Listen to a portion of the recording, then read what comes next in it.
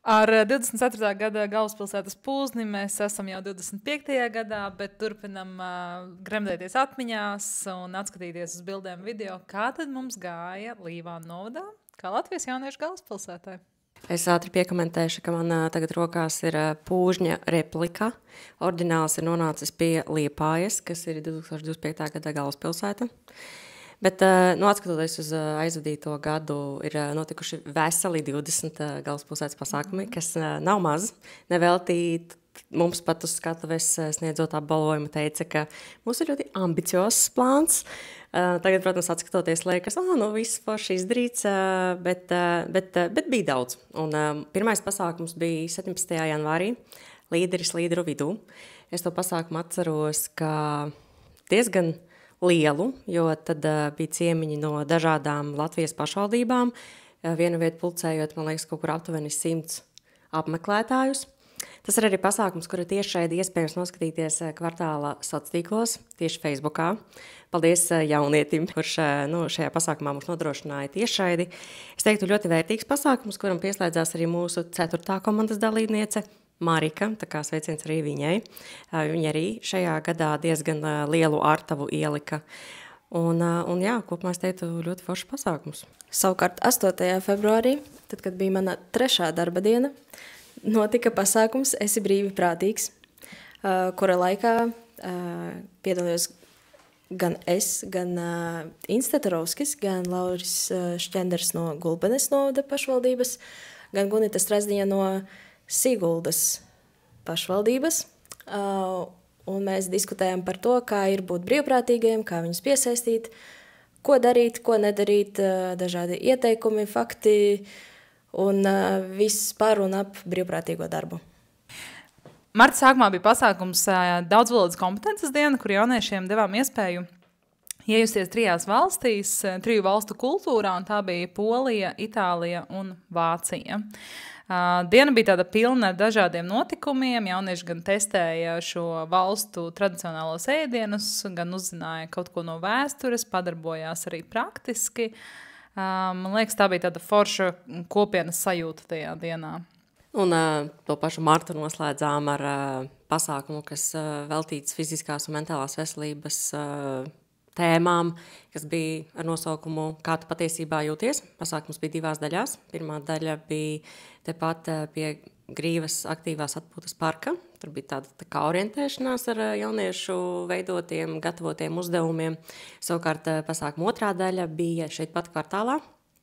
Un kā izrādās, Rīta Stafecka, kas šo pasākumu vadīja, ir savulaik arī savu roku pielikusi kvartālā attīstībā.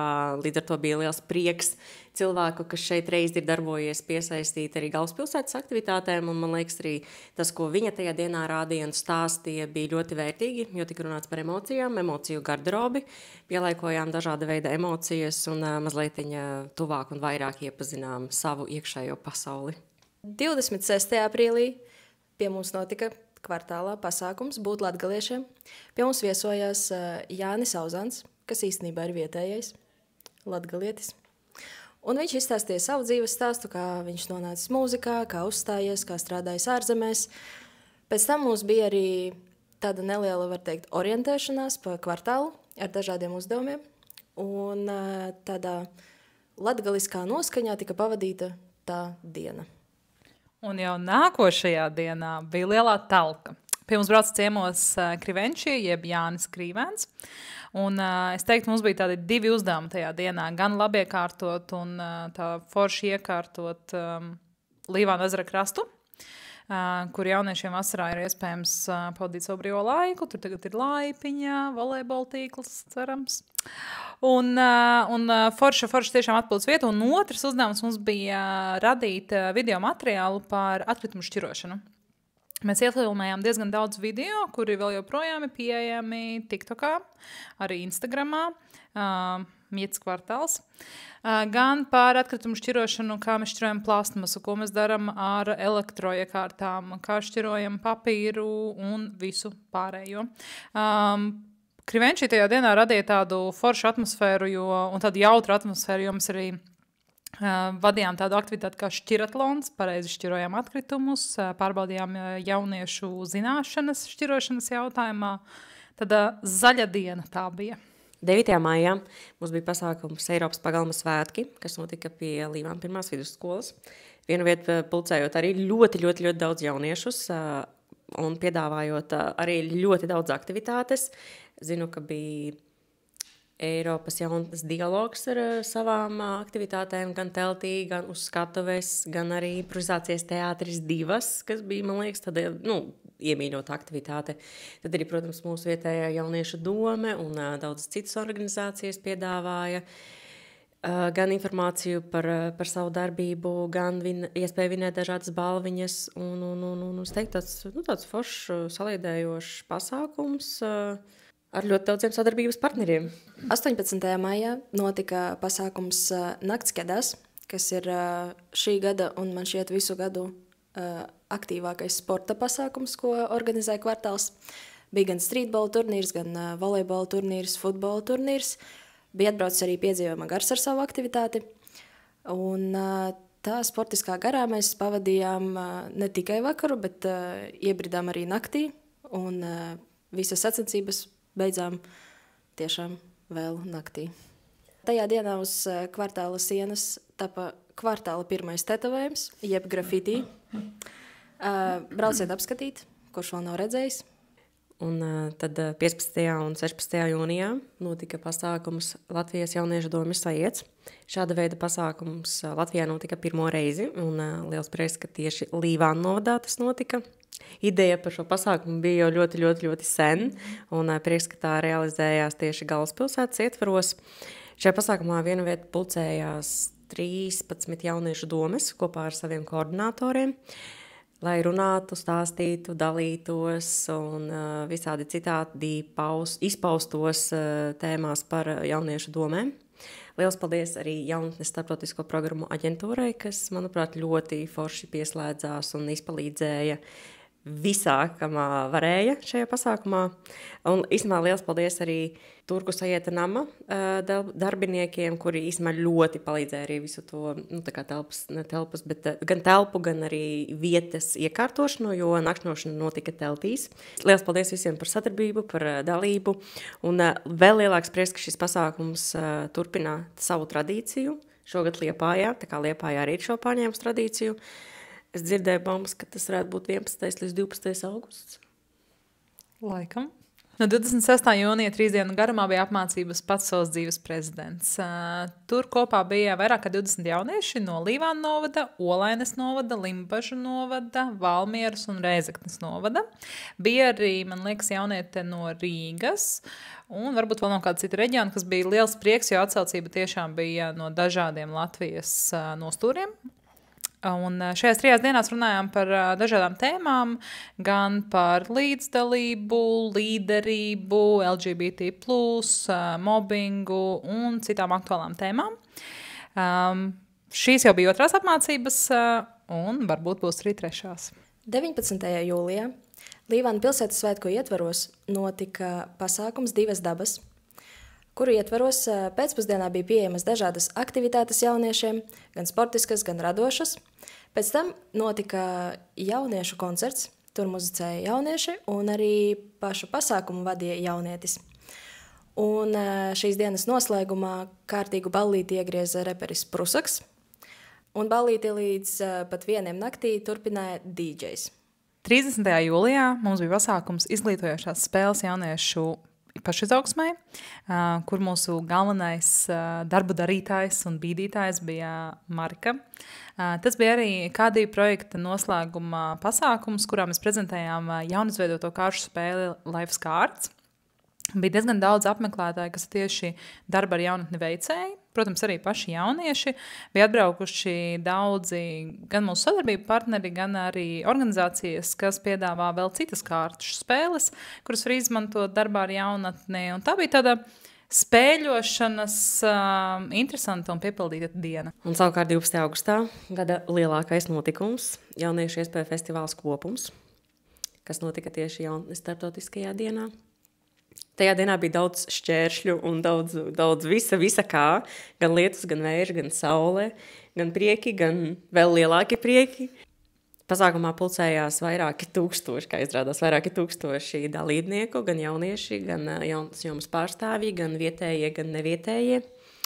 Un šajā pasākumā bija iespēja apmeklēt kādu no vairāk kā 40 teltīm, uzzināt vairāk par jauniešu iespējām Latvijā, jauniešu iespējām Eiropā, par dažādām organizācijām, kā arī dažādos konkursiņos piedalīties, iegūt balvas. Un zīmīgs šis pasākums ir arī ar to, ka tajā tiek noskaidrot arī nākamā galvaspilsēta, kas šajā gadījumā ir attiecīgi Liepājas pilsēta. Visas dienas garumā Lauris Zalants rūpējās par jautru atmosfēru, un vakarā uzstājās 2 vietējās mūziķu grupas. Viena bija Pāri tiltiem, un otra bija Jauda. Un tad vakara kulminācijā Singapūras satīns. Ballīte ar to nebeidzās. Bija DJs, kas parūpējās par afterpartiju, kuras skatuves kāpam arī mēs. Bija tāda lieta. Jā, ziniet, es 2 nedēļas strādāju pie tā, lai saliktu telšu plānu, kuras 1 stundas laikā tika nopūstas. Sad story, bet viss beidzās labi, visi dzīvi veseli. Dažas teltis nebija veselas, bet nogādātas slimnīcā. Kopumā kopums bija labs.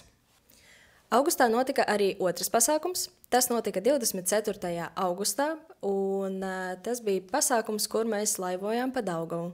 Tā nosaukums bija Jauniešu ūdens turistu sajiets no Latgales uz Zemgali, kura laikā mēs laivojām kanoja laivās pa Daugavu aptuveni 12 km, un galā, kad izkāpām Jēkabpils novadā, piedalījāmies arī māju kafejnīcas dienās. Un tad septembrī no 12. līdz 13. uzņēmām ciemos jaunatnes darbiniekus no visas Latvijas. Kopā bija gandrīz 50 jaunatnes jomas speciālisti, kas tad brauca pie mums skatīties, kā mēs veicam darbu ar jaunatni. Mēs ciemojāmies Rudzātu vidusskolā, 1. vidusskolā Līvānos, Handmade Latgula, bijām arī atpūtas kompleksā Avotiņš. Protams, ka dzīvojāmies šeit pa kvartālu, bijām arī ciemos pie bērnu jauniešu centra un darījām daudz ko interesantu. Protams, tajās dienās mums lija lietus, mēs gatavojām ārā lietu, izmirkām līdz pat vīlēm, bet bija ļoti aizraujoši. Un tad 18. oktobrī, uzreiz pēc prezidenta vizītes, gatavojāmies un darbojāmies pasākumā jaunieši ar un pret politiķiem. Šis pasākums pārmaiņas pēc notika Līvānu novada pašvaldības domas ēkā, kur kopā ar jauniešiem palikām arī pa nakti. Šajā pasākumā jaunieši kopā ar lēmumu pieņēmējiem pildīja dažādus uzdevumus, gan jaunietis sagatavotus, kas šajā pasākumā arī iesaistījās organizatoriski un vadīja to, gan arī pildīja action bound uzdevumus un visādi citādi izteica savu viedokli par to, kā nākotnē jaunieši varētu sastrādāties ar lēmumu pieņēmējiem. Un tas, ko mēs vēl ar jauniešiem naktī darījām, bija ļoti foršas aktivitātes. Spēlējām mafiju un melno maģiju. Līdz pat, man šķiet, 5 no rīta. Apmēram, jā. Jā, diezgan ilgi, tā kā ļoti foršs pasākums ar ļoti labām atsauksmēm, gan no jauniešiem, gan no vietējiem politiķiem. Es domāju, ka šis nav pēdējais pasākums ar šādu pieskaņu, noteikti ne Līvānos, un cerams, ka ar šo iedvesmojām arī citus šādu pasākumu konceptu ieturēt. Latvijas dienā, 11. novembrī, notika ļoti latvisks un patriotisks pasākums. Ja neskaitīja ierastos lāpu gājienu un plostu laišanu Daugavā, tad notika arī jauniešu domas izveidotas Viktorīnas izspēle, kuras laikā varēja pārbaudīt savas zināšanas gan par Latviju, gan Latvijas dienu, gan par neatkarības dienu un tās atgūšanu. Un spēlē piedalījās gan jaunieši, gan viņu vecāki.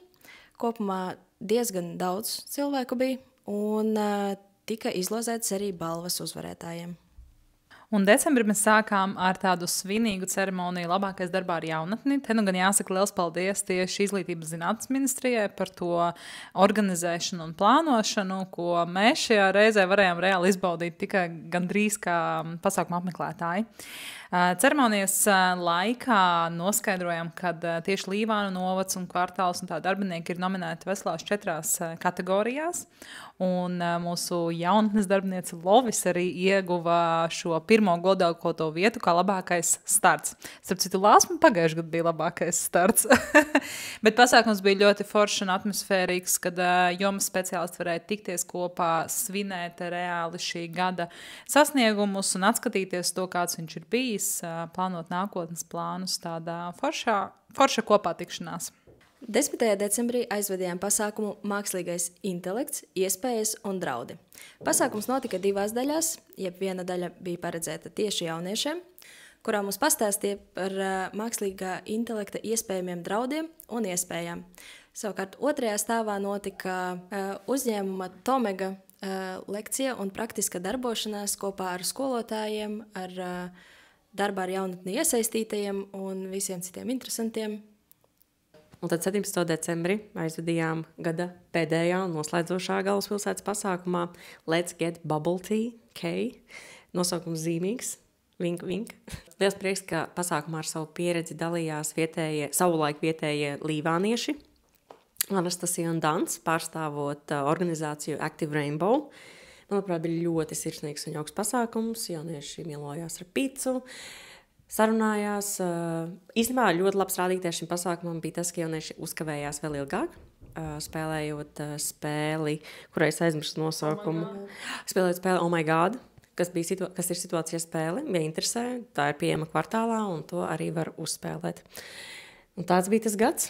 Šis gads bija īpašs ne tikai mums, bet arī Līvānu novada jauniešiem. Noteikti atmiņās paliekošs, dažādu esošo situāciju izmainošs arī. Un vienkārši brīnišķīgs. Un jaunu pasākumu konceptu ieviesošs, jo tagad būs jauniešu domas sajiets kā ikgadējs pasākums, ko es saprotu, ka Izglītības un zinātnes ministrijā virzīs tālāk kā obligātu lietu galvaspilsētas konceptam. Jebkurā gadījumā paldies, ka piedalieties mūsu pasākumos. Paldies par atbalstu, par sadarbību. Paldies visiem, kas viesojās kvartālā. Ciemiņu bija daudz, sadarbības partneru bija daudz. Iegūtas jaunas pazīšanās, draudzības, sadarbības un kopā tālāk un kopā vairāk. Sekojiet kvartāla sociālajiem tīkliem, tiekamies Instagramā, TikTokā, Facebookā un arī YouTubā. Un dzīvē. Un dzīvē. Un marta sākumā mums bija pasākums daudzvalodu kompetences diena, kur mēs ļāvām jauniešiem iejusties 3 valstu kultūrās. Tā bija Polija, Vācija un Francija. Un tur nebija Francija. Vēlreiz. Itālija. What's wrong with me? Blooper auditions. Jā. Sākas. Blooper auditions būs garāks nekā actual video. Kas par valsti bija? Itālija. Jā. Mums iziet varbūt. Mums bija gan brīvprātīgie jaunieši no Polijas, Itālijas un Francijas arī īstenībā, kas palīdzēja Itālijas. Ļāvām iejusties Polijas, Vācijas un Francijas.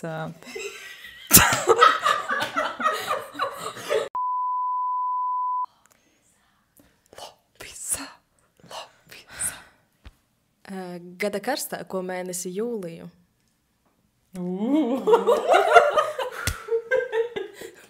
Saņemies. Neskatoties uz man, kā man tā spriedze rodas. Un 2 dabās koncertēja jaunie... Es nemāku runāt vairs. Gada vidū, kad mūsu prāts bija sadedzis saulē. Kopoties, satīkloties, satīties, sapīties. Satīties, sapīties, un pēc tam mācīties. Vajag atrast LTV1. Ūdens turisma sajiets. Ja.